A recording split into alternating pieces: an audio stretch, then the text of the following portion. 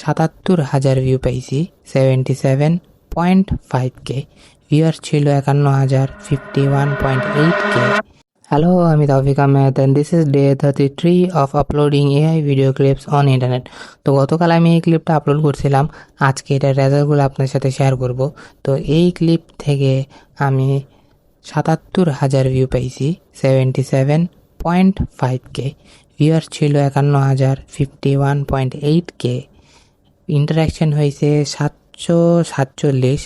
Watch time উঠছে ৯ দিন ৭ ঘন্টা এবং এই সিঙ্গেল ক্লিপ থেকে ফলোয়ার আসছে 79।